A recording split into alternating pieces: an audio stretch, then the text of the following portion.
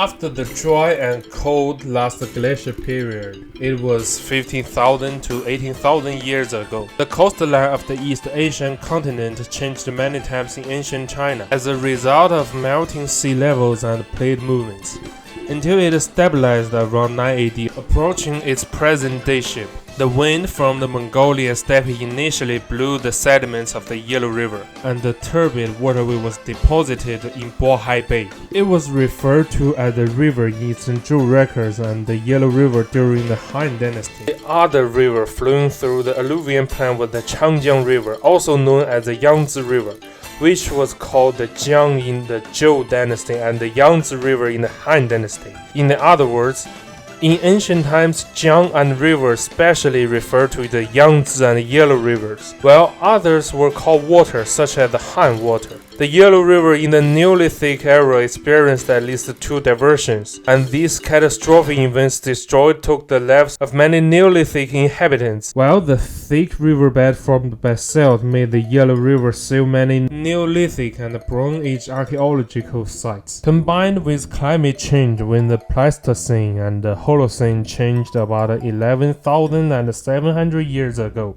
the Earth's last glacial period ended. The temperature continued to rise and began to enter the Holocene Great Warm period to about 5,000 years ago. The hot and humid climate peaked. The peak of the construction of water conservancy facilities by people in the Yangtze River basin also happened to occur at this time.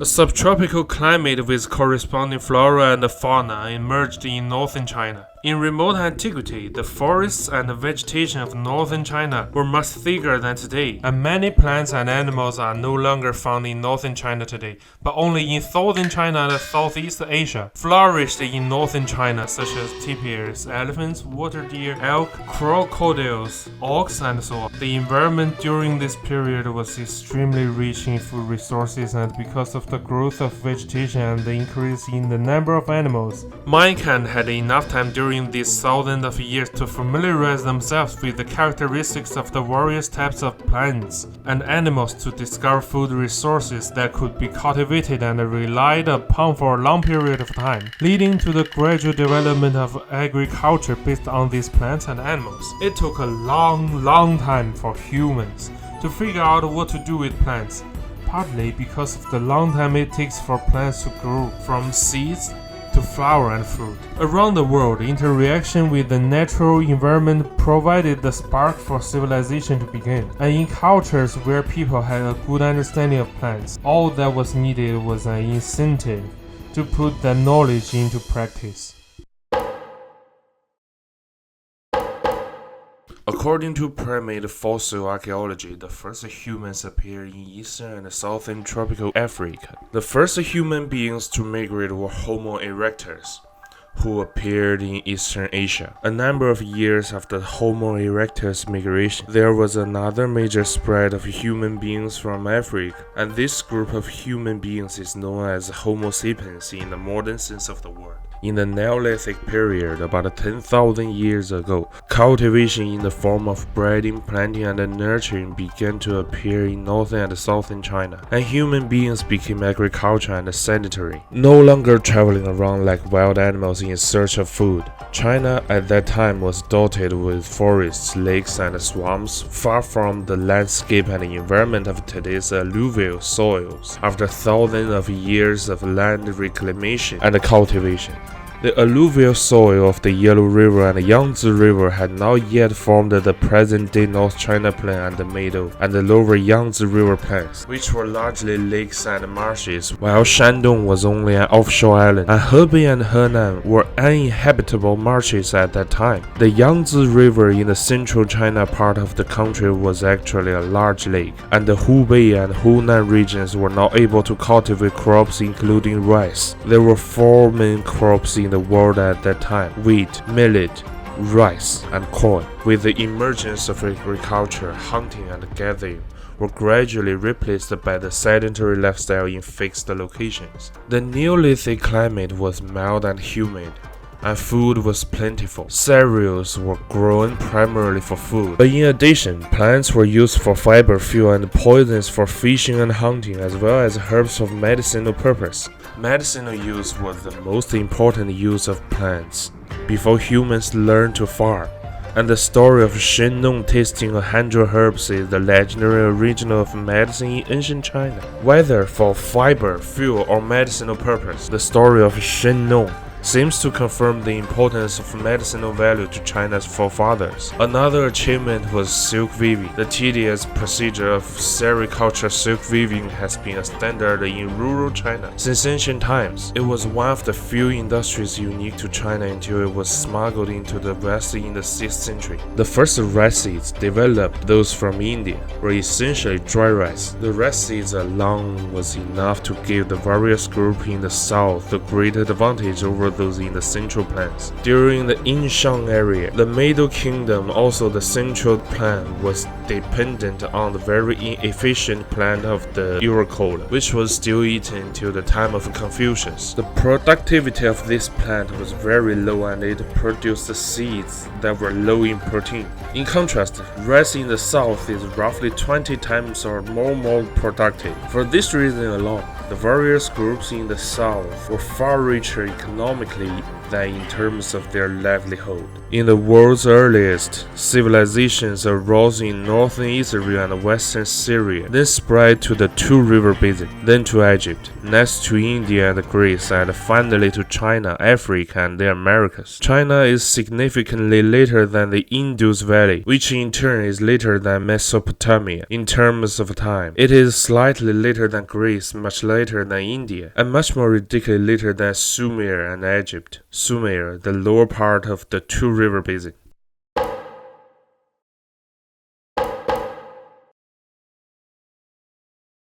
At the end of the Pleistocene, the continent of East Asia was occupied by a group of highly skilled people who were able to make stone tools, as well as exquisitely fine stone knives. The sequence of civilizations expanding eastwards, marked by the emergence of pottery, has two broad threads. One road crossed Central Asia from the Two Rivers Basin and gradually spread from the Tarim Basin to the Central Plains, where it brought with it many of the core technologies, such as chariots and rituals. The second trail, which began in India, extended through the southern foothills of the Himalayas, through Burma, through the southwest China, through the Red River Valley Basin and the South China Sea, to Bashu, aka Sichuan, and the mountainous regions southern of the Yangtze River. By around 5000 BC, cultures from different regions emerged, such as Xinglongwa, Xinle, Hongshan, Yangshao, famous for colored pottery. The Longshan culture, known for its black pottery, was thinner and brighter than the colored pottery. Dawenkou, Majiabang, Hemudu, etc. The earliest discovery of the Yangshao culture site was made by Westerner G.G. Anderson, who in 1920 found and immediately judged that both the painted pottery and the cave sealed with ground stone tools came from West Asia. 6,000 years ago, pre-Yangshao culture, the village is small. It's an independent living unit. House building or the center around, all neat joint rows. May and other villages treat intermarriage, but solidly the collective self-governing life of the village has its own defense system. The village between the outbreak of conflict from the time to time. The grave arrows or decapitated bones are their own side of the battle death of the warriors, and captured the enemy will be executed and thrown into the rubbish pits, and there may have been bits and pieces of bone thrown around the village and beyond. Then came the larger body politic, the tribe. There were thousands of people with hereditary headmen and councils of a village, aka clan, elders, as well as their own tribal totems and heretic legends. Between 5,000 to 4,000 years ago, the end of the Yangshao culture and the Longshan culture period, early states appeared that were able to rule over a population of 10,000 to 20,000 or even 30 to 50,000 people. Strangely enough, the groups in the south did lag significantly behind in terms of military and political organization, but were much wealthier, with more jade, more elegant elaborate carvings and more tombs, with less obvious class division. The local artisans were highly skilled and had unhurried, enjoyable spare time for civilized life, but it had few warriors groups. We can see that the phenomena of human sacrifice religion began to have a sporadic beginning in the Yellow River Basin 6,000 years ago, and between 4,500 and 4,000 years ago, the southern rice crop area fell into silence, and all the once prosperous ancient cities in the Yangtze River Basin fell into depression. Some scholars believe that the Great Flood caused the depression in the south, but the evidence is not yet sufficient, and after 1,000 years, the climate tended to turn colder. The Yellow River Basin, on the other hand, began to enter the Longshan culture stage, and many scenes of intertribal conflicts or wars appeared all over the region, as evidenced by the bones of mass executions and the city defenses of rammed earth of masonry, and so on. In the ancient city of Wangchenggang in Henan province, there are 13 human foundation pits in the rammed earth of the palace, each of which contains a number of bones. In Hougang, Anyang, Henan province, 39 modest houses were excavated, and 27 children sacrificed themselves to lay the foundations, indicating that children were popularly used to lay the foundations for the construction of houses here. In the east gate of the ancient city of Shenmu, Shiqi in Shanxi, there are at least 5 human head foundation pits, with nearly 100 heads of young women buried. Shanxi Xiangfen Taosi, ancient kingdom of the palace area, also has human head foundation pits. Ruicheng Qingliang Temple cemetery buried a large number of martyrs. In addition, in some tribal level settlements, there are also sites where multiple people were killed together. Such pits have found from Hebei and Henan to Shanxi, such as Henan Jiangou, Zhengzhou Dahe village, Luoyang Wangwan, and Xi'an's Keshengzhuang, etc. However, the bones are not really stacked, and there are no other ritual features, so it is not certain that they were all homicidal offerings for religious purpose, and perhaps some of them were just mass slaughters of captives. In Dawenkou or Erlitou, material life was actually worse than in the south, but they had an extremely horrible class division at the same time. The big tomb owners had large quantities of Golgotha and Martyrdom. The small poor people's tomb had basically nothing but a very few weapons. Moreover, not only were there far more gorges and spears and earth, but there were often large-scale, hundreds or even thousands of corpses of people who had obviously died. What's especially gruesome is that these corpses are even gender-neutral among them. Burials unearthed in southern Shanxi include teenage girls, who must have been in their prime at the time, apparently killed by violence, by weapons such as nail hammers, and with dozens of wounds on their bodies, illustrating the intensity of the wars. Finally, the civilization that was basically balanced between the north and the south during the Yin-Shang dynasties, with the south even having a slight advantage in material life, gradually became a civilization in which the north dominated during the Yin-Shang dynasty and thereafter. What played the greatest role in this was obviously the barbaric war ethic of the north and the military, priestly, and the aristocratic groups it produced in advance. The highly organized group enabled it to form organizations with a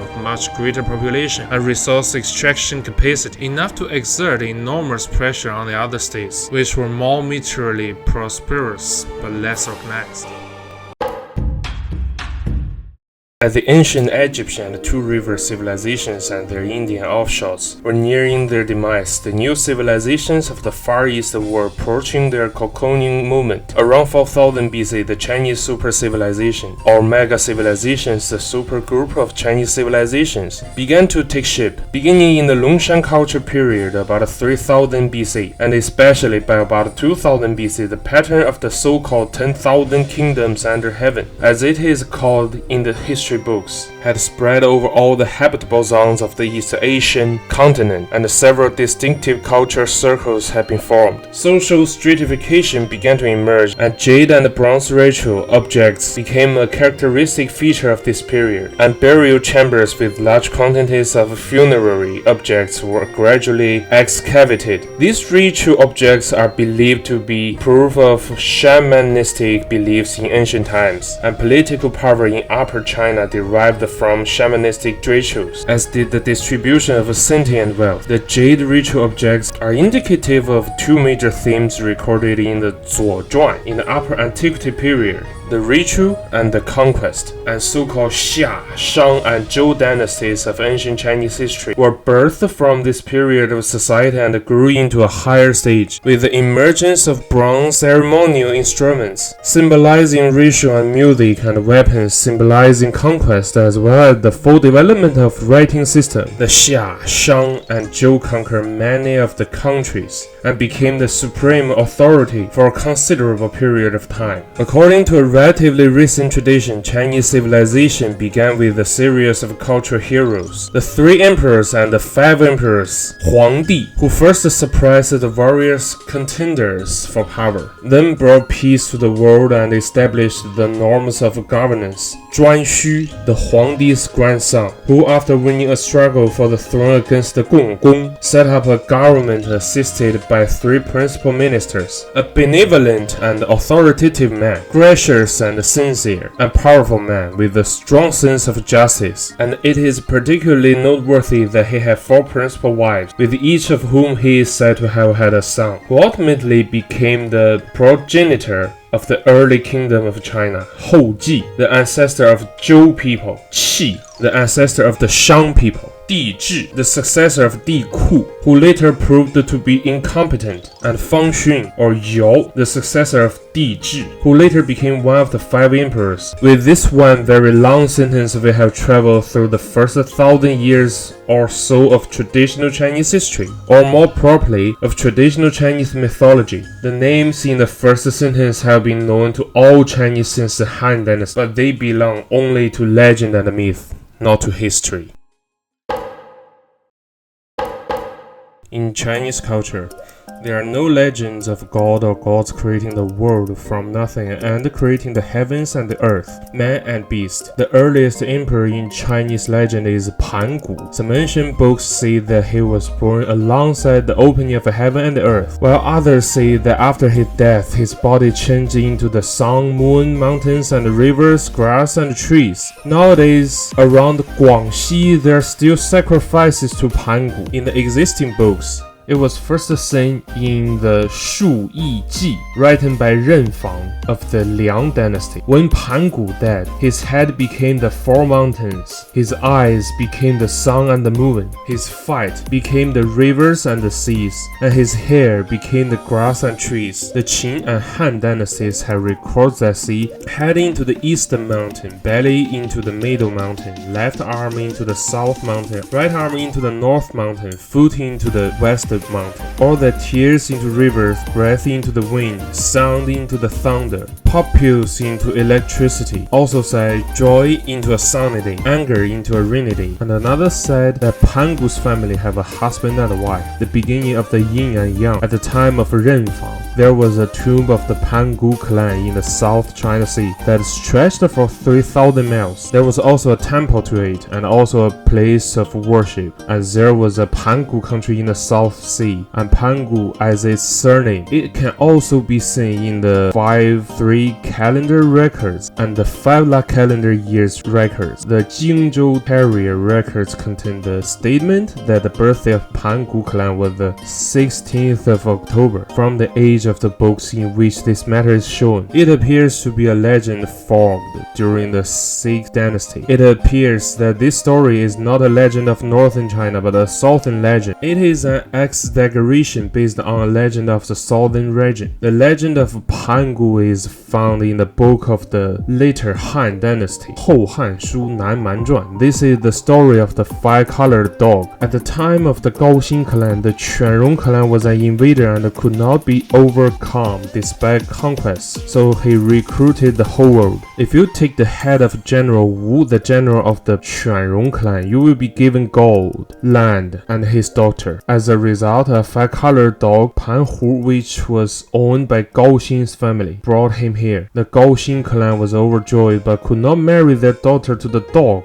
and were considering what to do about it. When their daughter heard about it, she thought that the order of the Son of Heaven could not be disobeyed. and asked herself to be the wife of the dog. So Pan Hu accompanied his daughter into the mountains and gave birth to 6 boys and 6 girls in 3 years. The men and women marry each other, and it is said that those who prospered from their descendants became the Southern barbarians, the Wuling barbarians of Changsha at that time. It is now part of Hunan province, where the Miao tribe lived in ancient times. When such a shallow legend becomes popular and it is intended to become old, there is a tendency, as the culture of the country spread to the countryside, to endeavor to adopt the legend of the countryside and to place it before the legend of the country that has been formed first. In this way, the Miao tribe legend, which was formed only in the later Han dynasty, was placed before the Chinese legend of the 3 emperors and 5 emperors, and the order of the legend was attached to it, and reasons were created to say that Pan Gu were the first, and 3 emperors were the third, and the 5 emperors were the fifth, and that the first was born of the third, and the third was born of the fifth, so that Pan Gu became the first ancestor of China who opened up the heavens and opened up the earth. When I was in college, the teacher listed the heretic epics of China, but the one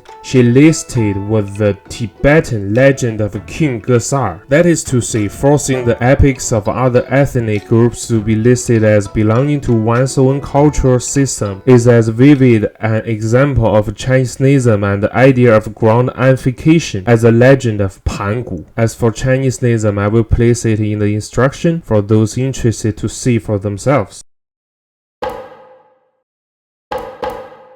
After Pan Gu, there is the legend of Hou Yi shooting down the sun and Nuwa mending the sky in the early post-original era. Legend has it that there were once 10 suns in the sky, and Hou Yi shot down 9 of them with his bow and arrow, which is where the Chinese culture is said to derive that saying that 10 days is a Chinese week, Yi Xun, comes from. And when Gong Gong and Zhuan Xu dueled for power, Gong Gong had battled Buzhou Mountain, which was collapsed as one of the pillars supporting the vault of the sky. The collapse of Buzhou Mountain led to a rupture in the northwest corner of the sky, and a flood descended, and Nuwa melted the 5 colored stones to mend the sky in its entirety. After Pan Gu, and it is customary to think of the very earlier emperors as the 3 emperors and 5 emperors, and there exist different sayings. Generally speaking, the 3 emperors refer to 3 of Fuxi, Suiren, Nuwa, Shen-Nong, and Zhurong. They were the leaders of the tribes in the ancient times and are said to have taught the people various techniques of hunting, fire making, farming, sericulture, and weaving. The 3 emperors area should be the earliest clan society mastered the high technology of making fire. That is definitely a powerful person and lead people to live a good life. Naturally became the leader of the leadership of the people to run a well-off and the pursuit of a better life. Shen-Nong, also known as Yan Di, Yan Di after the Yellow Emperor. The occasion between Yan Di and Huang Di. First, Yan Di and Huang Di in the Banquan War. Huang Di defeated Yan Di. Then Huang Di merged Yan Di aka Shen-Nong's tribes. Afterwards, the Yellow Emperor aka Huang Di fought with Chi You's tribe in Zhuolu, and the Yellow Emperor was also victorious. Such as many Chinese ancient myths and legends of the characters are concentrated in this period, such as Chi You, Gong Gong, Kua Fu, 刑天、雷祖、禹师、风伯 and so on. 史记五帝本纪 said, Shen-Nong's world declined. The warring parties invasion and attack, and they cannot win, and the Chi You's tribe is the most violent. The Yellow Emperor is the expedition division of the vessels and battled Chi You in the Zhuolu field, and then picked to kill Chi You. The more common version of the 5 emperors of the 3 emperors is Huang Di, Zhuan Xu, Di Ku, Yao, and Shun. By this time, it would have been a tribal society and the leader's sphere of influence has expanded. In addition to being embraced and recognized by the people of their own clan, the leaders had to be superior and recognized by their own tribe and other tribes. The historical records, the Chronicle of the Five Emperors says the Yellow Emperor's first wife, Lei Zu, gave birth to 2 sons, both of whom had the world. One of them is said to be Xuan Xiao, aka Qingyang. Qingyang descended to live in Jiangshui. This is the later referred to as Shao Hao. The second is said to be Chang Yi, descends to live in the Zhushui. Born Gao Yang. Gao Yang is Emperor Zhuan Xu. The Yellow Emperor and his royal court developed the laws, calendars, and script writing systems.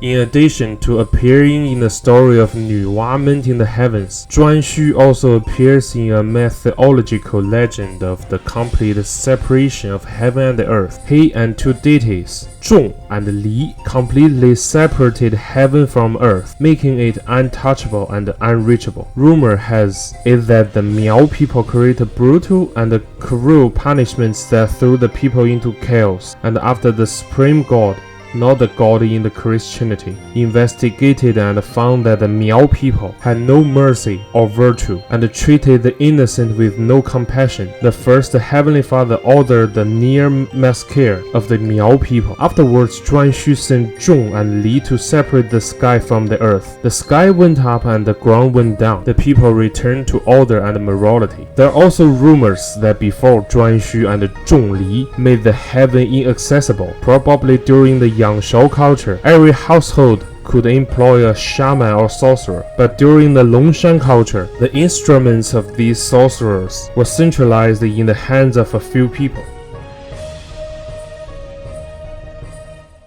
Zhuan Xu died in his 78-year reign, and Di Ku succeeded to the throne. After the death of Di Ku, his son was deposed after 9 years of reign, and he was succeeded by the famous Yao. According to the legend, Yao ordered Gong Gong to row the Yellow River in the 19th year of his reign. In the 58th year of Yao's reign, Hou Ji, the ancestor of the Zhou people, later exiled Yao's eldest son to Danshui. In the 61st year of Yao's reign, when the flood came, Yao ordered Gun to treat the water, and Gun was deposed by Yao after 8 years because he was not able to handle the water well. In the next year, Yao is 70 years old. Yao starts to go through the process of abdicate to Shun, but this process took 30 years in the Zhushu Jinian. The succession of Yao, Shun, and Yu, according to the Confucian legend, was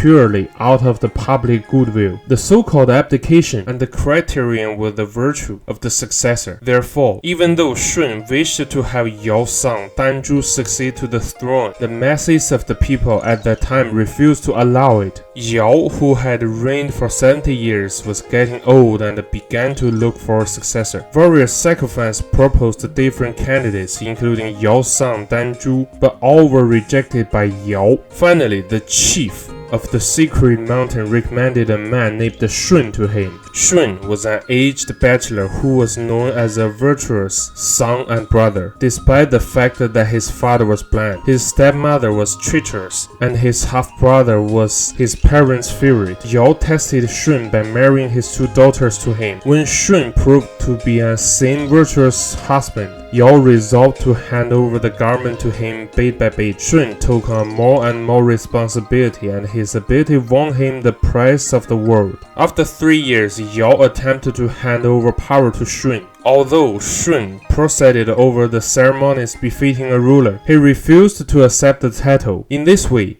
Yao continued to rule at least nominally for 25 years. In the 90th year of his reign, Yao retired to the Tao land, the place he was first appointed to rule. 10 years later, when Yao was 100 years old, Yao died. However, 庄子道直篇 has Yao killing his eldest son, and 吕览去私求人 both say that Yao had 10 sons, whereas 孟子万章上篇 and 淮南子太祖训 both say that Yao only had 9 sons, much like Yao's eldest son was killed. At that time, there was a crisis in Emperor Yao's central China chiefdoms, and Shun wanted to usurp Yao's throne, so Shun slandered Danzhu in front of Yao and provoked his father-son relationship. Shun persuaded Emperor Yao to send Danzhu to the Danshui Basin, which was farther away from Yao. After Shun ruled in Yao's place, he imprisoned Yao in order to prevent Danzhu from knowing the truth. Shun and forced Yao to abdicate to him, and when Danzhu learned of this, he led the soldiers of Sanmiao to attack Shun, and the two sides engaged in a great battle at Danpu. Danzhu's powerful general Hua Fu died because of his mistake in entering the large pool, thus losing his important support. On the other hand, Emperor Shun was assisted by Hou Yi, who was famous for his archery. In the end, Danzhu was defeated by Shun and Shun took the throne. Due to the heavy casualties on both sides of the battle, Danzhu was later depicted as a fierce god or evil god in charge of calamities, and one of his descendants was even called the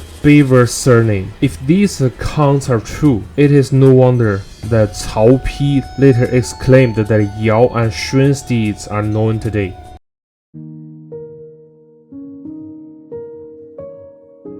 After 3 years of keeping watch beside a coffin for his departed monarch, Shun attempted to pass power to Yao's son Danzhu. However, the people would not listen, so Shun finally began his rule. According to the Zhu Shu Jinian, son of Yao, Danzhu fled to Fangling to hide from Shun. Shun led his army to conquer Danzhu and found that he could not defeat Danzhu, so he gave him this place of feudary here as Shun's guest. The first thing Shun did was to look for capable administrators to assist him. Chief among these was Yu, who was assigned to manage the rivers and streams. Others were responsible for what we today call agriculture, health and public services, justice, labor, the environment, the culture and the arts. Like Yao, Shun did not interfere with the work of these assistants after handing over power to them, but almost all of it went smoothly. Of course, recognizing that sometimes things to do wrong, Shun is credited with regulating the first code, although he is also supposed to have tweaked the harshest penalties. Similarly, although some of the people known as the Fofos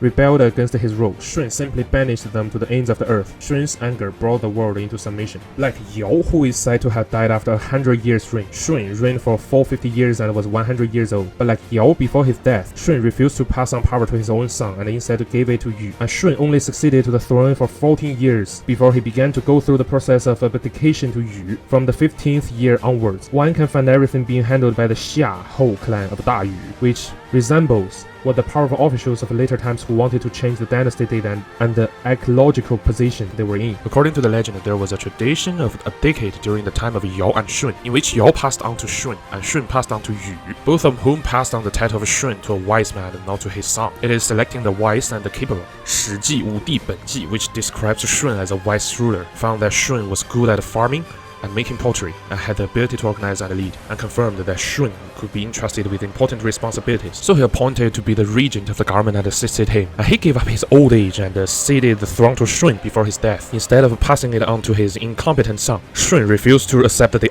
offer and took refuge in another place. It was only due to the support of warriors' vessels that Shun returned and succeeded to the throne. When Shun was in his old age, he realized that Yu had done a good job in curing the floods, and followed Yao's example by making Yu the regent of the state and retired to his old age. Before his death, Shun ordered Yu to succeed the throne because of his son's incompetence, and Yu also declined modestly, avoided living in Dingdi, and ascended to the throne under the auspices of all the feudal lords, which is obviously a glorification by later scholars of the Five Emperors era of a peaceful and prosperous time. In the era of Emperor Shun, the Yellow River was flooded and the people were in great distress. A sage named Yu took 13 years to control the Yellow River without entering his house. To show their respect for him, people call him Da Yu, the Great Yu. The Emperor Shun grew old. He abdicated his position as leader to Emperor Yu. This is the Chinese version of the legend of the Great Flood. It is said that the lower reaches of the Yellow River were divided into 9 tributaries, hence the legend that Yu dredged the 9 rivers. The catastrophe started when Emperor Shun banished the rebellious Sanmiao tribe, but the shifting of the tribes broke the balance of the universe. Thus, a great flood started to sweep the world. Yu's father, Gun, tried to build a dam to stop the flood, but he failed. Shun executed him and left his body on the mountain to calm the people. After After that, Yu used the drainage channel to make the flood water flow into the sea, which made people appreciate Yu so much that they even extended their appreciation to his son, Qi, and eventually led to Qi succeeding the throne of Yu. After the great flood receded, Yu explored the central plains and divided them into 9 states. There was also a legend that Yu crossed the threshold of his hall 3 times, but he never met his families. During this period, his son Qi was born. This story is really like the propaganda of this age. It's like the typical image of the kind of the man who abandons his family for the sake of his country or public cause. For a leader must be a saint without desire or moral perfection. That is to say, a leader must be a person made of special material. However, the first and foremost relationship among human beings should be the relationship between husband and wife. A person should be most responsible for his own family, and if he cannot even take good care of his family, do you believe that he can take good care of the whole country? There is a wonderful legend about Yu handle the flood.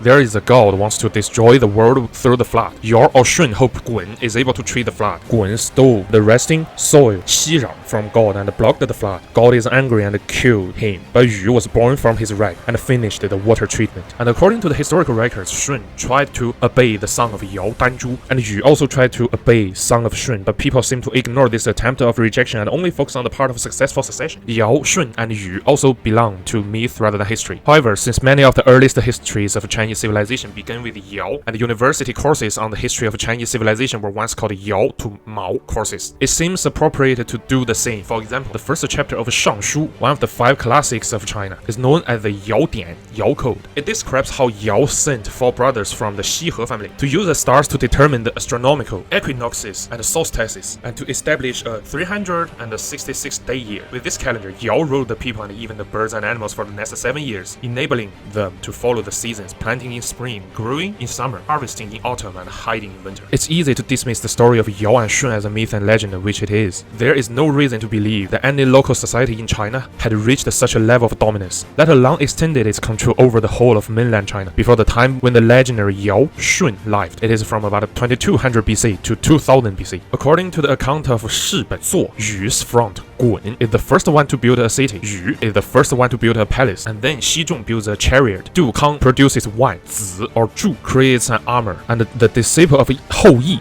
his name is Peng Meng, learns how to shoot the arrows. Ancient myths and the legend of these often reflecting the reflection of the writer's time, background, and social philosophy. For example, in ancient Greek society, the concept of male-female sexual relations is open and even said to be promiscuous. So the characters of ancient Greek myths and legends, adultery and incest, those are common things. The above are all the stories of the 3 chieftains and the 5 emperors I found, which literally use the same template and are fabricated at a too low level, with Zhuanxu, Gonggong, Kuafu, and Hou Yi appearing multiple times in dimensions spanning nearly 1,000 years. For example, Zhuanxu, after the death of Pan Gu, Gonggong deal with him. The story that the 3 chieftains of Nuwa mending the sky involve him, separating heaven and earth with him, and as a descendant of the Yellow Emperor to become one of the 5 emperors as also with him. Another example of Hou Yi, after Pan Gu, the story that who shot down 9 sons with him. 5 emperors of the period of disciple Peng Meng to learn archery is also related to him. To the Xia dynasty's Tai Kang lost the country legend. Is also attributed to he rose up to seizure of the throne. And if the story of Hou Yi is true, then he should have lived for about 1,000 years. The story of Shun is one of the most typical templates. He came from a poor family and was treated harshly by his family, but he himself was very virtuous, repaying Jews with kindness, and his reputation spread far and wide, eventually becoming a brilliant ruler and leaving 1,000 years of beauty behind. Shun's background and even the whole storyline is like a replica of Cinderella's fairy tale. Yao, who discovered his talent and virtue, was simply the quotation prince in his Cinderella story. Almost all of the great figures in Chinese history are recorded in 2 ways. Either they came from a poor family like Shun, or they were born with an illusion, such as the appearance of a dragon, or there was some strange sun, moon, clouds, and rays in the sky, or there was some kind of fragrance or violet light in the house, and so on. Such shallow and even insulted intelligent myths and legends have actually been passed down for more than 2,000 years. And as we watch the Chinese people still savoring their traditional culture and gloating about their so-called 5,000 years of history and the great depth of Chinese culture, I cannot help but just be dumbfounded. Chinese people for thousands of years only know to buy the words, but the actual content is shallow and the level is so shitty beyond words. These things can still be handled down for thousands of years. It is enough to prove what a retarded community the Chinese people are.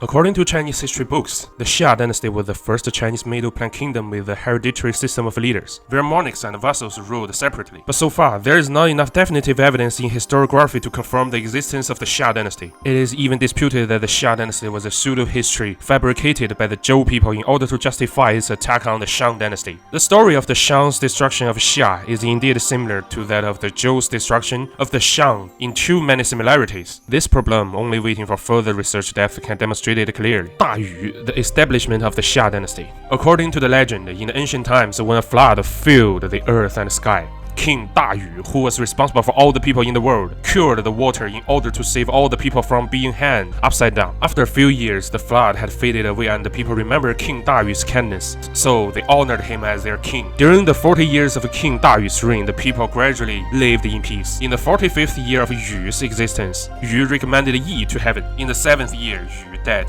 After 3 years of mourning, the world returned to Qi. In February 1953 BC, 5 planets visible to the naked eye gathered into a tight cluster in the constellation of Pegasus. All 5 were crammed into a space about the size of a full moon. It was a rare and spectacular sight, surely to be interpreted as an omen of some kind. In later times, it was believed that the clustering of planets in an asterism marked the beginning of a new celestial cycle, and also signaled the beginning of a new dynasty cycle. If the 1953 BC planetary cluster legitimized the establishment of the Xia dynasty, the less dense but still impressive December 1576 BC planetary cluster may have marked the end of the Xia dynasty. When Yu was in his old age, he proposed to discuss his successor at a meeting of the tribal associations, and they first suggested Gao Tao, and then after Gao Tao's death, they suggested to Bo Yi. Da Yu wanted to abdicate to Bo Yi, that is, Yu recommended Yi to heaven, but Yu secretly cultivated the power of his son Qi in an attempt to be succeeded by his son.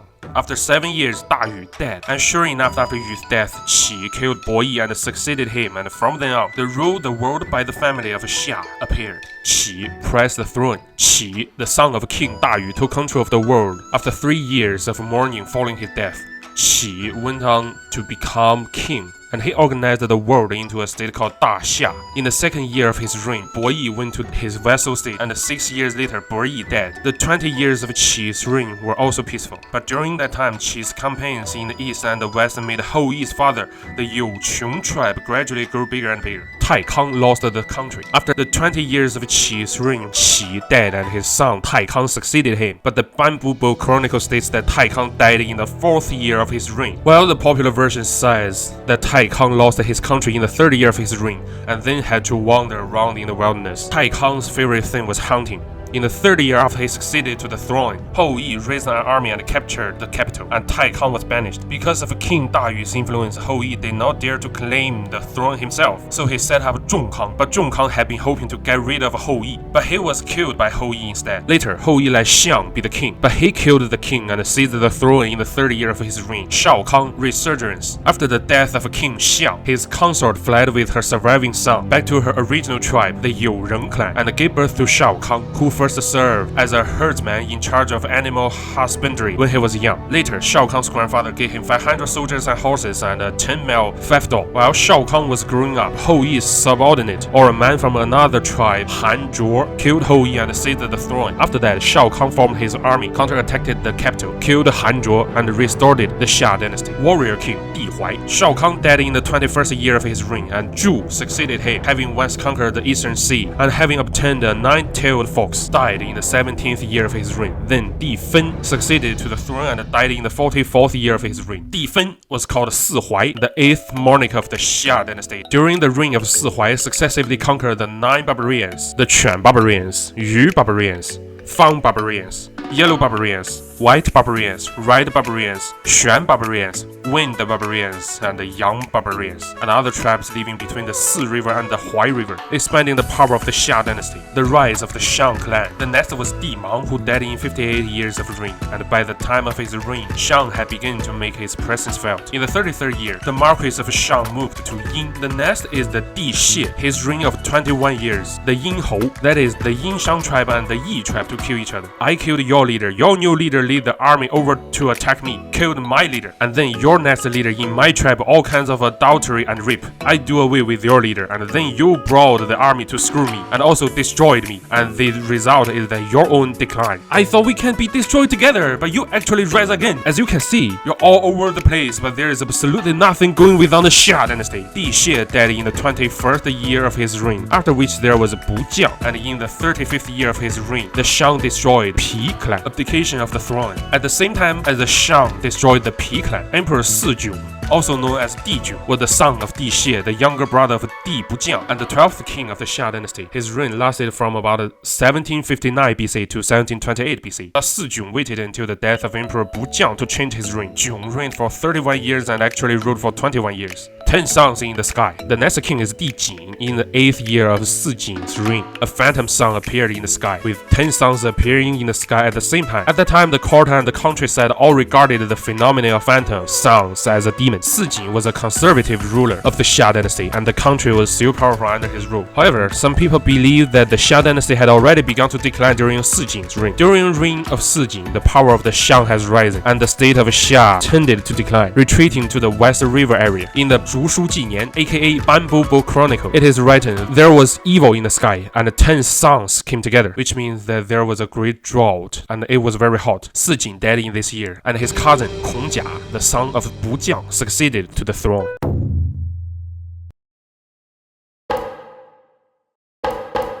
In the time of Kongjia, it is said that he practiced lust and the Xia dynasty began to decline. During Kongjia's reign, he obeyed the Emperor of Heaven, who then gave him driving dragons, 2 each from the Yellow River and 2 from the Han River, 1 female and 1 male. Kongjia could not breed them, and it was difficult to find a dragon breeding family, the Huanlong clan, for a while. At that time, the Tao Tang clan had already declined, and Liu Lei, a descendant of the Tao Tang clan, had once learned how to tame dragons from the Huanlong clan as a way to serve Kongjia, and was able to breed these dragons. Kongjia reverted Liu Lei by giving him the title of Imperial Dragon Clan and letting him take the place of the 5th of the descendant of the Tun Wei clan. Later, when one of the female dragons died, Liu Lei secretly chopped it into meat paste and offered it to Kongjia to eat. Kongjia ate it and found it delicious. Then he sent someone to ask Liu Lei for the dragon. After the incident, Kongjia was furious when he saw that the male dragon looked sickly without the female dragon. Liu Lei was so afraid that he fled and moved to Lu County. Kongjia had no choice but to find a dragon breeder named Shimen. Shimen raised that male dragon to be spirited and growing, and Kongjia was very happy. However, Shimen is a personality street, often criticized Kongjia on raising dragons do not pretend to understand, causing Kongjia infuriated and finally ordered him to kill the body buried in the wilderness outside of the city. Kongjia was once hunting in the Dongyang Mountains, and when suddenly a strong wind blew up and the sky was dark, Kongjia lost his way and walked into the house of a comer. This family was giving birth to a child. Some said, "This is a good day for the arrival of the monarch, and this child will be very fortunate." Someone said, "I'm afraid he won't be able to enjoy this blessing. This child will surely suffer disaster." Kongjia then took the child back and said, "Let him be my son. Who dares to harm him?" When the child grew up, the tent lifted once. The rafters cracked. The axe fell and cut off his foot, so he had to be the official of the gatekeeper. Kongjia sighed. "Oh geez, it's destiny for this disaster to happen, isn't it?" Thus the song Broken Axe was composed by Kongjia. Soon, the sky fell heavy rain and blew in a gale until the wind and the rain stopped. The mountains outside the city burned up again. Kongjia originally believed in ghosts and spirits, this time more determined to be the Shimen's ghost in the hunting, only to take the carriage rushed to the outskirts of the countryside to pray. After praying, Kongjia boarded the carriage back to the city. Halfway to the carriage, died in the carriage.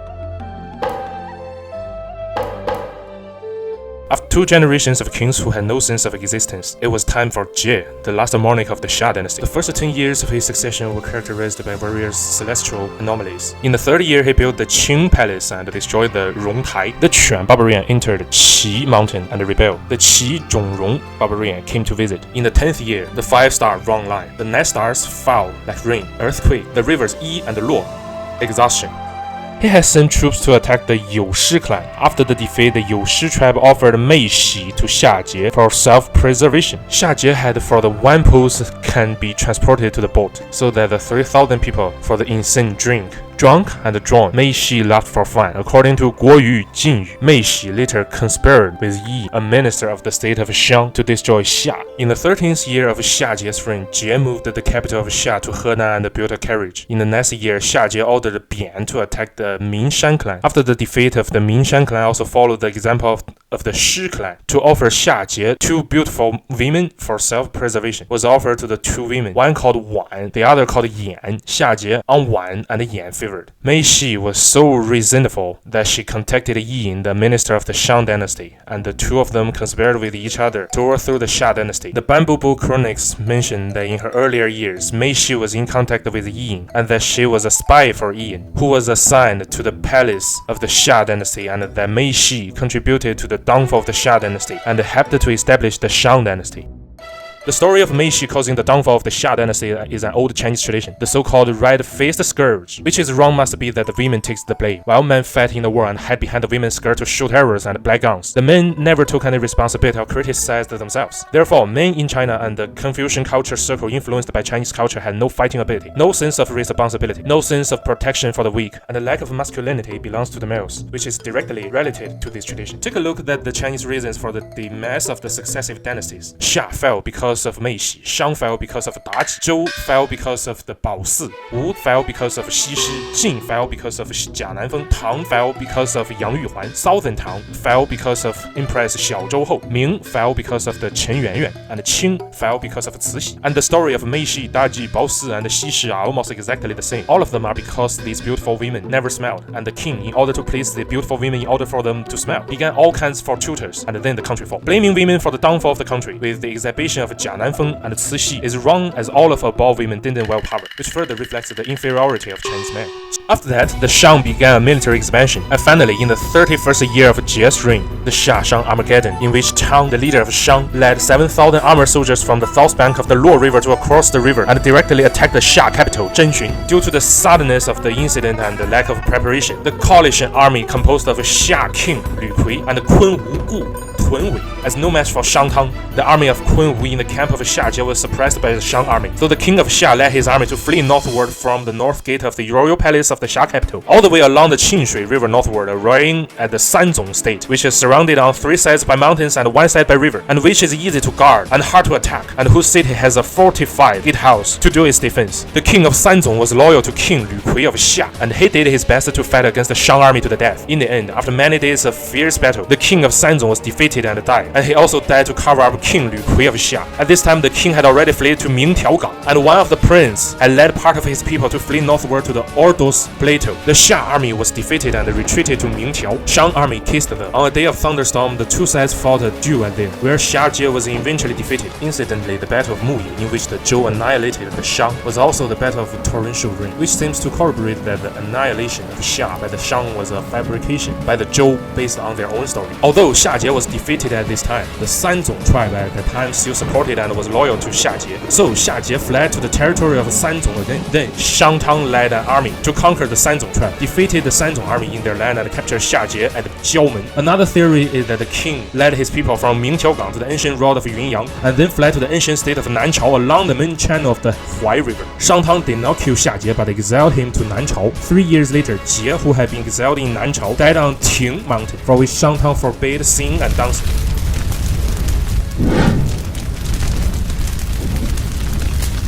According to the Bamboo Book Chronicle, the Xia dynasty lasted 471 years. The site of Erlitou is about 3,850 years to 3,520 years old, which coincides with the Xia dynasty in ancient history recording. Numerous human sacrifice sites have been found at the Erlitou site, and the bronze were already present at this time. The last 100 years of Erlitou were divided into 2 periods. In the first half century, the people of Erlitou continued to live according to the original trajectory. All kinds of handcrafted workshops were producing, and the technology of bronze casting was steadily improving. The second half century witnessed drastic changes as the palace walls began to collapse. Several palaces were gradually abandoned as certain outsiders invaded Erlitou. The palace is still in use, but it has obviously changed owners. There are many ash pits or garbage pits excavated in the courtyard, some of which had damaged the colonnade and the foundation of the palace. There are a lot of low-grade graves under the courtyard wall, and some of the dead are actually buried under the colonnade. A pottery kiln was even dug under the eaves of the west corridor, indicating that there were once people digging up the earth to make pottery in the courtyard courtyard of the palace and producing pottery used by the lower class people. All indications are that the grandest palace in the Xia capital became a compound no longer owned by the prominent and powerful, but by a large group of outsiders from the countryside. The palace compound was roughly utilized by outsiders and soon lost its former glory. In the last half century of early Tao, pottery from the Qiyuan culture of northern Henan and the Yueshi culture of eastern Shandong suddenly appeared. A large number of people from the northeast dominated early Tao. This round of changes took place about 3,550 years ago. Comparing with the history books, this is the time of the rise of the Shang race in the east and the change of generation between Xia and Shang, when Shang Tang led the people of Shang clan to attack and destroy the Xia dynasty. During the half century of occupation, the Shang conquerors allowed the magnificent palace at early Tao to fall into disrepair and deterioration, but built two new, larger structures. Instead of the grandeur and the regularity of the previous early Tao palaces, they were more compact and functional. This is typical of the early style of the Shang people. A courtyard structure with houses built against the enclosure wall, without a separate main hall in the center of the compound. Instead of continuing to use early Tao as a capital city, the Shang people built a new settlement of the outskirts of Yanshi, 8 kilometers east of early Tao, and at the same time built one in the area of present-day Zhengzhou city. These two settlements gradually expanded and built city walls, and are known to archaeologists as Yanshi Shang city and Zhengzhou Shang city respectively. On the other hand, there has been a great increase in the number of randomly discarded bones, most of which should have come from the killings during the invasion of the rule of the Shang people in early Tao, and the killings during the period of Shang people's occupation of early Tao are also manifested in the ash pits, which not only contain a noticeable increase in the number of human bones in the pits, but also in the accumulation of fragmented human bones over time. For example, one ash pit, 1.85 meters deep, had sporadic human bones thrown into it throughout its use, and the rest of the garbage in the pit consisted mainly of the bones of warriors animals as well as fragments of pottery cooking vessels. It is likely that this was a garbage pit next to the capital's house. The oracle inscriptions on Shang oracle bone that have been discovered never mention the Xia dynasty, and the Shangshu Tang Oath is a speech made by Shang Tang when he destroyed Xia, although archaeologists believe that the content of this piece is unreliable, and that it was probably composed by someone after the Western Zhou dynasty. There is a group of epic poems of Shang people in the Book of Songs, the Ode of the Shang, and in the Changfa, which glorifies the achievements of Shang Tang. There is a line that reads, Wei and Gu were both invaded, and Kunwu and Xiajie, to the effect that the Shang Tang first invaded Wei and Gu, and then attacked Kunwu and Xiajie. This is the only Shang ode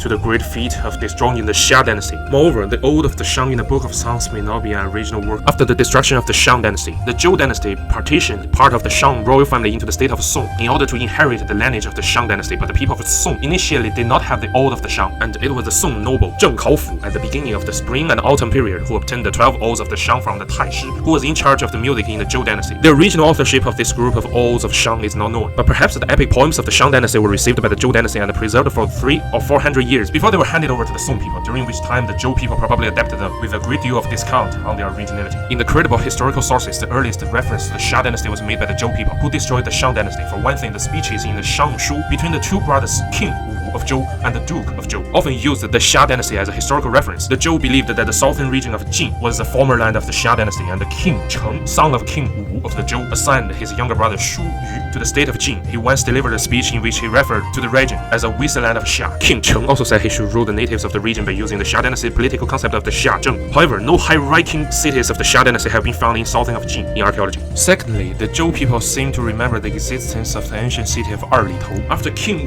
Wu of Zhou destroyed the Shang, he prepared to build a new city by the Luo River, which according to King Wu was the birthplace of the Xia dynasty. Since Luo Si extends to Yirui, there is no solidity in Jiuyang, and there is a residence of Xia there. This is the most accurate record of the Xia capital in any of the ancient books handed down to us. This book has long been underappreciated because it is not make it into the Confucian Six Classics, but much of its information is so exclusive that it could not have been fabricated by uninformed later source. When the documentary historiography has to face the archaeological evidence, the ancient history of China is more and more in an embarrassing history. The once vaunted generation disconnection project has become a taboo subject among archaeologists and historians. One of the greatest embarrassments is not the inability to prove whether Xia existed or not, but the fact that Xia, which began around the 2nd millennium BC in documentary history, is increasingly being falsified by the archaeological community. There are a number of archaeological cultures that can be assumed to be Xia, But none of the cultures radiated enough to meet the minimum standard of the wide area monarchy, and their size is so small that they can only be called a state rather than a dynasty, and the time is not right, as most of them predate the Xia in the literature. Early Tao is recognized as the earliest form of a wide area kingship state, but according to geological dating, it began to flourish around the 1750 BC. This point in time falls just about midway between the Xia and Shang in the literature, before and after. The greater embarrassment is the Shang dynasty archaeological discovery. Zhengzhou Shang city and Yanshi Shang city as a representative of the early Shang archaeological excavations. The age of the Shang dynasty is only about 100 years later than the time of the establishment of the Shang dynasty in the literature and history. But one of the problems is, in the earliest documented capital of the Shang dynasty, that is, the Shangqiu area, so far, simply cannot dig up any of the slightly distant contemporaneous city sites. This problem can be explained by the fact that it has not yet been discovered, but the bigger problem between the archaeological discoveries of the early Shang represented by the Zhengzhou and Yanshi Shang cities and the late Shang represented by the Yin ruins, the cultural gap between the breaks in the generations is more and more manifested. Significant changes in the style of artifact modeling and ornamentations. This phenomenon was unusual in the ancient times, when beliefs were fused with objects, and it is difficult to explain it simply by changes in aesthetic style. Horse-drawn chariots and writing came out of nowhere in Yin ruins. Two inscribed oracle bones were unearthed at Zhengzhou Shang city, but without geological dating data. It is difficult to explain the technological development of a dynasty that moved from Zhengzhou to Anyang within a few decades, and suddenly developed sophisticated writing and horse-drawn chariots by the same group of people. The scale and the scope of human sacrifices has expanded dramatically, but also points to the significant heterogeneity between the two ironclad evidence. Zhengzhou Shang city period, although also human sacrifice, but mainly for the city site, the foundation of the palace, and the scale is not large. Human sacrifice is rare, and to the Yin Xu era, often dozens, hundreds of human sacrifices and even nearly 1,000 human sacrifices. Even some very small tombs also appeared in the martyrdom, showing that the Yin Xu era of religious beliefs have changed dramatically. The core boundaries are significantly different. During the early Shang period at the Zhengzhou Shang city, the southern boundary was the Yangtze River and the western boundary was Guanzhong. In the late Shang period of the Yin Xu ruins, the southern boundary stopped at the center of Henan province. The Guangzhou region basically withdrew, and the culture of the first Zhou dynasty emerged. There is a great contrast between the drastic contraction of the territory and the great martial prowess, prosperous cities, and the culture after the Wuding period. Based on the archaeological discoveries available so far, the earliest historical lineage of the upper past may have been around 1750 BC, nearly 300 years after the demise of the glorious Longshan culture, a group of rice-eating people in the Luoyang Basin established the first wide-area royal state in East Asia. The main body of this group of people, probably from the Jianghan region northward farmers, and then fused with part of the Guanzhong Keshengzhuang second culture crowd, the northern losses plateau of the Shimao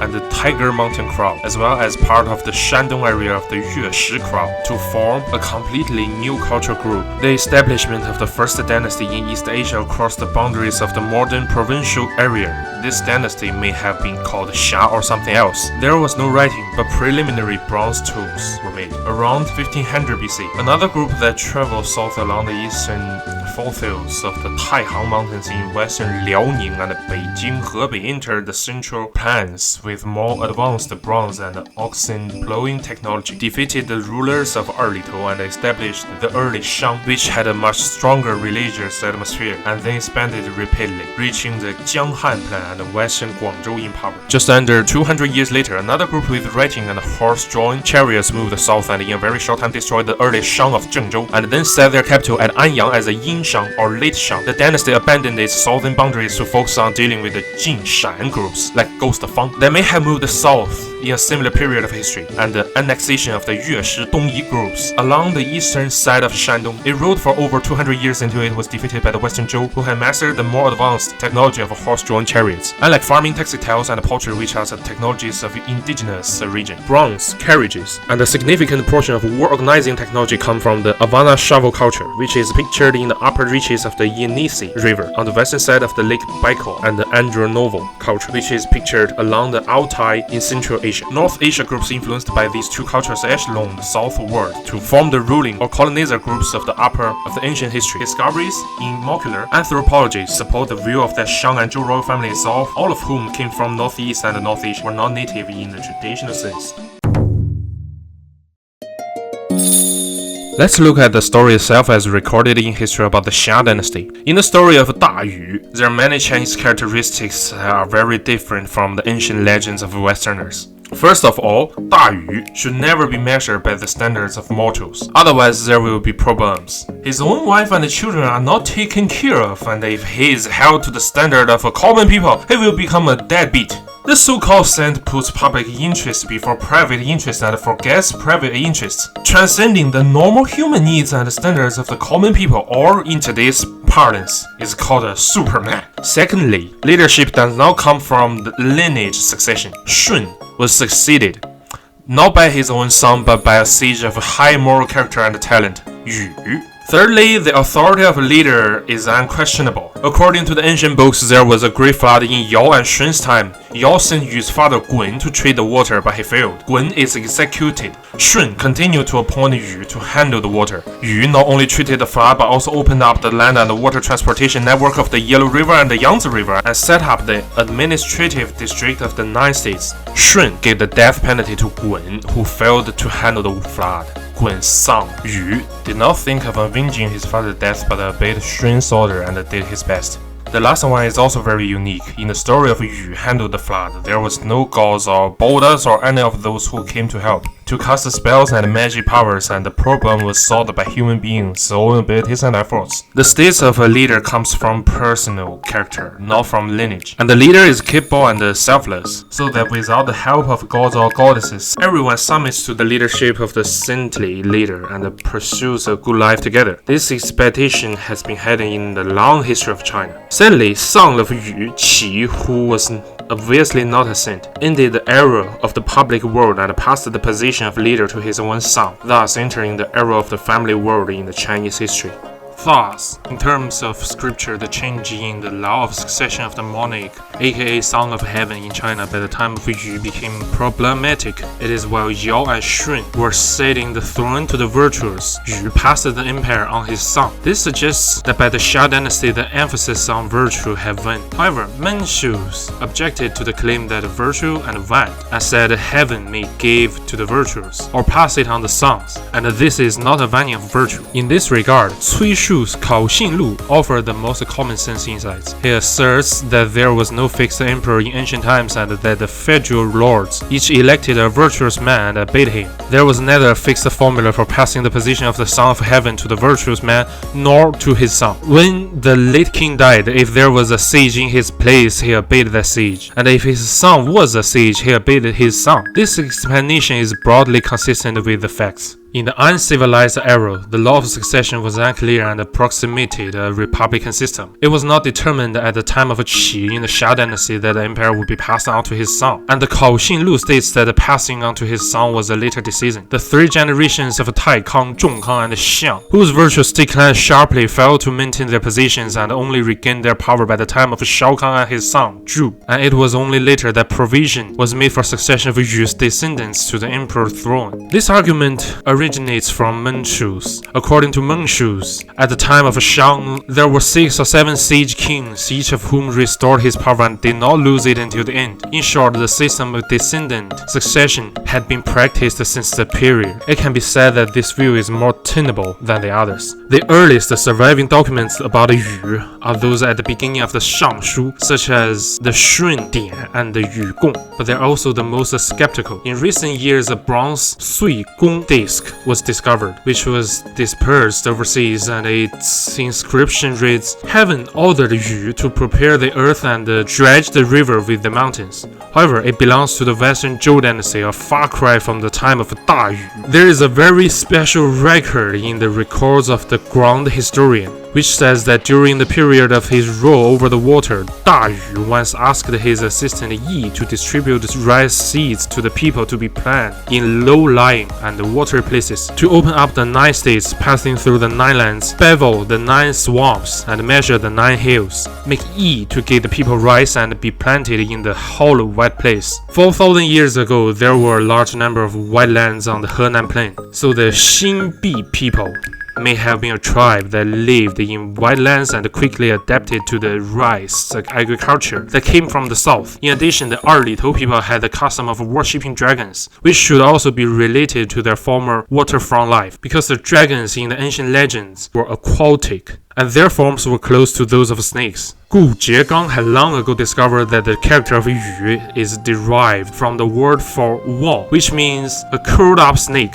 and in ancient history recording, the name of Yu's father, Gun, which is said to be some kind of water creature, which is said to be turned into a yellow dragon after his death. The royal family name of Xia dynasty was Si, and in later oracle bone inscriptions and gold inscriptions, its Yi part was written in the shape of a curled snake. In other words, snake worship has been going on since ancient times. Let's re-examine the story of Da Yu's flood retreatment. During Yao's time, flooding occurred. Yao ordered his ministers Gun to treat the flood. His method of treatment is blocking, which is not good enough, and he was chopped off. Yao asked Yu, the son of Gun, to continue to treat the flood. Yu learns his father's lesson and focuses on dredging. After 8 years, Yu finally succeeds in treating the water. Why did Da Yu want to cure the flood? It wasn't because of his father didn't cure the water. He couldn't help it. Do you think he wanted to? The king's orders are hard to disobey. Yao's law is green. Gun didn't cure the flood and put it into any destiny as long as it's not a chin, will not be chopped. At most, it's not good to do the job, and he removed from office. Yu was also very secret. He was so afraid that he couldn't go home 3 times to see his wife, and when he was able to go home, he found out his wife had given birth to a son. Later, when Da Yu became the king, he thought that what had happened to him could not happen again, and that he could not let his own fate happen to his children, so he passed the throne to his son, Qi. The core spirit of Confucianism is benevolence, and those who are benevolent are invincible. The governance of the country emphasizes internal sainthood and external kingship, which simply means convincing people by virtue. Can a king who believes in Confucianism do something unfavorable and then click someone off and let his son continue to work? This is not benevolent. That's why it's not Confucianism's fault that Da Yu ruled over the water. Yao's laws were as impersonal, harsh, and detailed as Qin's. The ancient legalist Han Fei's assertion about the king, the lord of 10,000 vehicles and the ruler of 1,000, who therefore controls the world and conquers the vessels, does so by his might. If the might lies in the Lord alone, the masses will be afraid. If the might is divided among the ministers, the orders will not be carried out. Therefore, when a sage ruler rules the world, his power lies in the Lord alone and is not shared with his ministers. The idea of governing the country, the punishment does not avoid the noble. Reward good deeds, do not leave the ordinary people. So do you see what I mean? Gun is killed because he is not avoiding the noble and the ministers. Yu is the king because he is rewarding the good deeds. Therefore, the conclusion is that the evil deed of Da Yu ruling the water is the work of the legalists and has little to do with Confucianism. These myths and legends of Da Yu reflected the values of the people who wrote the myths. The earliest version of the King Arthur legend did not have cohabited with the financially supported mysteries. Later, when courtly romance became fashionable, the legend of King Arthur also had affairs. The originator of legalism was Guanzhong, who started the nationalization of brothels and the industrialization of salt and iron. It's possible that the legend of Da Yu was a commentary made up in the era, maybe even later. It's very ridiculous that the father is killed and has to submit to the allegiance. That is very Chinese in the ancient legends. The Manchus conquered China, and in front of the Han Chinese, they were the emperors of the people, supreme. But with the Manchus, the barbarian republican tradition has been preserved. Emperors are elected. What? The emperor is supreme? That's only the Han Chinese. In conclusion, China's ancient history before the Qin dynasty is basically a 平话, myths, legends, and dramas because of the lack of evidence. Relying on the historical records, the 平话 can be. There is a lack of evidence for all kinds of hypotheses. China simply does not allow the foreign scholars to dig in China. Historians and archaeologists have been digging in Egypt, the Middle East, India, and Turkey for centuries. Evidence is very important. No evidence? Then write historical records. Write myth. Defining the history of Chinese civilization as beginning with Shang does not mean that people understand Shang. Shang writing is oracle-born writing, not much historical record of the time. Ancient Chinese farming appeared very early. There are fossils. Ancient Chinese water conservancy appeared very late, likely a few waves of westward migration. The Aryans were already white. The Sumerians. It's impossible to determine any race, and there was no way to categorize races back then. Ancient China was clearly influenced by the Western world, and the Western world of ancient China was what Europeans call the Eastern world. The Chinese call Europe Pythes, the extreme West. More western than the West. India and Persia were the west of ancient China. The architecture and aesthetics of ancient China were reedited by Indo-Persian civilization. It is difficult to understand why concrete and load-bearing wall technology was not introduced to China before the Ming Dynasty.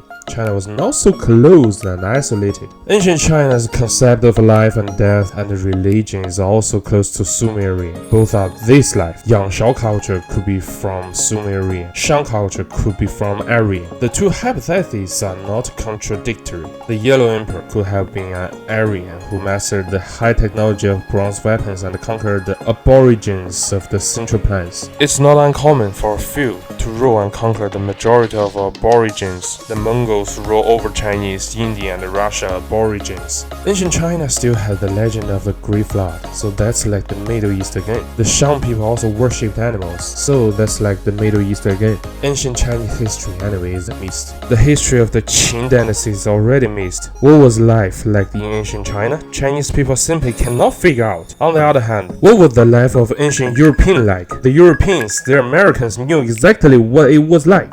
These are the gaps in historical research. Firstly, China's historical records are not rich enough. Secondly, China lacks an archival tradition. Thirdly, Chinese historiography is really just a Chinese fantasy. What kind of things are left behind in Chinese history? Lord Cao Cao led 100,000 troops down to the southern of the Yangtze River, generous poems, and then the literature around him one by one to make speeches about a lot of famous articles in history. This is a nation of good articles. Shi Kefa wrote a song and a stirring article before his death, and Dogon persuaded to surrender and wrote a great article. Those good articles make up the history of China. But you have no idea how many men Dodo had under his command when he besieged Yangzhou, and you are not sure how much money and the grain Shi Kefa had in his hand. This is impossible in Europe. How much grain and rations 1,000 knights need, how much money they need to pay, how they levy grain and rations. They leave a very clear record along the way. Chinese history and Chinese culture are vague, ambiguous, and untrue. This makes it easy for you to understand the way that what Rui Huang means by numerical management. But the historians of Europe had those very trivial records. The price of hens has gone up this year, and wheat has not. How much the Lord had been short this year, and how much he hoped to raise the taxes, but lost his case or won it. His Majesty King Henry, discussing with the Parliament how much he ought to put out in subsidies in this year, and the Parliament thinking that he ought not to put out so much, and both sides at each other's throat again. These records are very specific, and not a word is wrong. Let's say Congress says we can't afford to pay £1,000 and will only pay £500, then it must be £500 because it is the congressman himself who is paying the money. But if it is Zhang Juzheng said I collected how much tax this year, or statistics of acres of land, it is completely unreliable.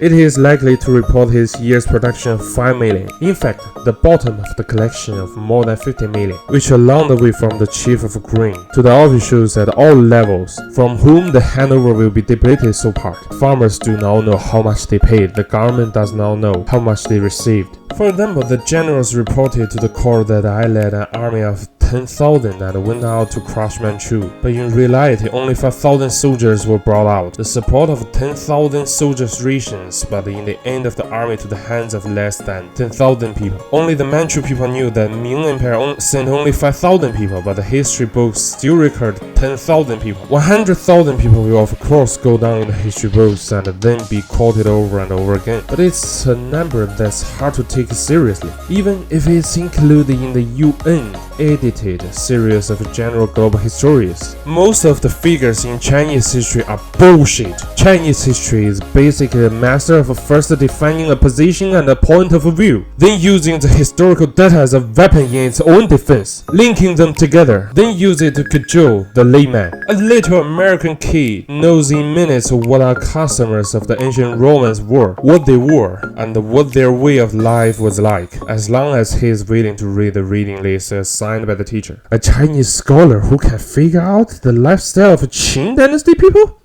The traditions of today's Chinese are really the evolution of the Ming and Qing traditions. And therefore, the Ming dynasty was the Mongolia. The Mongols brought a lot of things with them. The Chinese learned to sit in chairs. They learned to wear cotton clothes. Their way of life changed. The Chinese began to pursue luxury and ostentation in the Ming dynasty. Notice that Japanese temples, low-key. That's ancient China. And Chinese temples, high-profile, flying eaves. That's the Ming and Qing traditions. There are too many examples of this. China is a country that doesn't understand its own country. The historical records is a great work of literature and Pinghua storytelling, but by modern historical standards, it cannot be cited as credible history.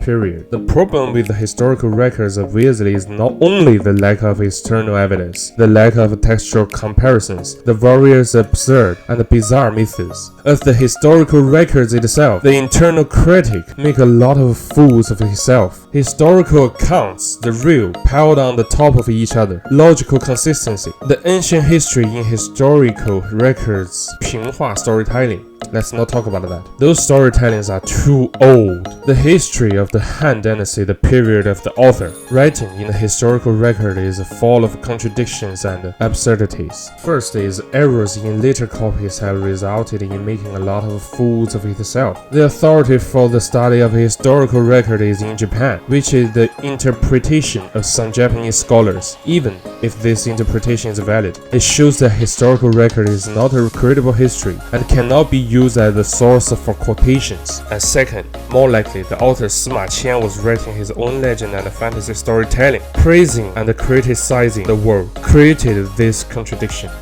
Note that Sima Qian, the father of ancient Chinese history, wrote history and was building his own system. This is a completely different way of thinking than the authors of all the Western historical chronicles. Sima Qian is through the historical record to express their own philosophical thinking system. History, based on this heap of evidence, creates countless faults and contradictions.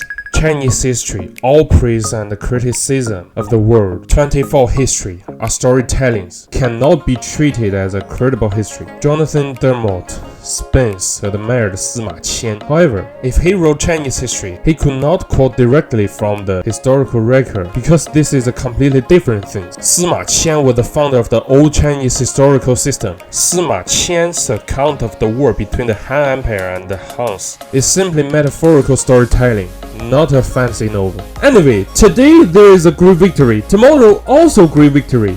Always in great victory and great victory. Kill countless enemies, kill the enemies to the end. Prisoners are on the battlefield. Are the Huans clones? If they are killed today, they clone their enemy tomorrow. The history of China, initiated by Sima Qian, is the history of the great people. It was not a narrative history, which is a clear difference from the Western historical tradition. Chinese history today is clearly not the Sima Qian system, but Western narrative history. In ancient China, history was taken very seriously and history was political propaganda. 24 history is 24 Chinese version of the Bible. The founding emperor is always baby of the sun, the gods, anyway, is the world's living savior. The ends of the previous dynasty always all kinds of evil, all kinds of people are in sorrow. So in the unique terminology of the Chinese civilization itself, the Zhu Xia laid down its own scriptures and histories. Jing means that the basic law and the orthodoxy are the yardsticks by which values are measured. History means value judgment and historical construction based on Jing legitimacy, and the historian exercised the function of a world court through history compilation. In the Chinese tradition, which has a weak religious background, the historian partly assumed the mission of the Orthodox Church and the constitutional court in the West. Historiography has the special task of delivering justice and upholding the morals and beliefs of the nation. The importance of historical independence for the Chinese-speaking world is the same as the importance of juridical independence for the West. Therefore, the construction of Chinese history is not a technical problem. At the same time, there is no possibility for historiography to exist independently of scripture. The cognitive picture is holistic, and each part of the revision will affect the whole situation. The scriptures Jing are the pillars of the cognitive picture and the ladder for climbing the mysterious world. If there are no beams, there is no place to put the bricks and the mortar. If the beams are wrongly designed, quality bricks and the mortar will not be enough to save the building from collapse. Without the ladder, you will be forever imprisoned in the cramped cell of personal experience. If the ladder is bad, the ceiling you can reach is low. Having defined their scriptures, the civilizations have also roughly defined the limits of their development. Where the ladder of scripture cannot reach, the possibilities inherent in cognition are exhausted. Ladders are not equal. Some ladders can take you to higher levels, just as Einstein's ladder could reach levels that Newton's ladder could not, without preventing you from using this ladder to go on to Newton's level. Only a very few advanced civilizations are able to produce their own scriptures. Most humans can only introduce the creations of others. Civilization itself is the process by which scripture unfolds its inherent possibilities. It is only in the earliest stages of unfoldment, adolescence, that the illusion of eternity takes hold. As the harsh winter approaches, she will increasingly feel her limits. At this point, civilization will be faced with the choice between demise and reinvention. The isomorphism and the correlation between cognitive landscape and civilization evolution is extremely strong. Every decline of the Chinese world is directly reflected in the distortion of the cognitive picture. The flood of value nihilism has never been as severe as in 20th century. The triumph of opportunism in the realm of value mirrors the destruction of a community by ruthless wanderers and moral prodigals. Both are products of the reverse elimination mercantilism that transformed the ceremonial state of the spring and autumn period into the cannibalistic paradise of modern history. The wondrous mystery of discourse had led to a complete reversal of the code of value, which is a major reason for the downfall of civilization. The great figures praised by the nihilistic view of history are often the squanderers of civilization, the destroyers or drawers of community. The accumulators and protectors are instead silenced or even deliberately verified. The sins are more significant than the events themselves, for vultures do not hover over the heads of the living. Rats dare to jump on the dinner table because the ship they are on is in jeopardy. There are two problems with Chinese history. The first is the people lack the respect for the name of the righteousness, and the emperor was actually a rotating class, which was different from Japan and Europe. Sima Qian's storytelling has expressed this education. The king and his vassals would rather have their own kind. China entered the era of humanistic thinking at a very early stage. The second is, the ancient China's administrative system was so low-grade that it took until the Yuan dynasty to learn the province system of Central Asia. Later, the Ming and Qing dynasties inherited it. Look at Byzantium, a 1,000-year empire, and it was the Turks, the outsiders, who finally destroyed Byzantium. Byzantium was beaten by Persia, by the Arabs, by the Western Crusaders, by all sorts of violent beatings. But anyway, it just couldn't be defeated until finally the Turks appeared.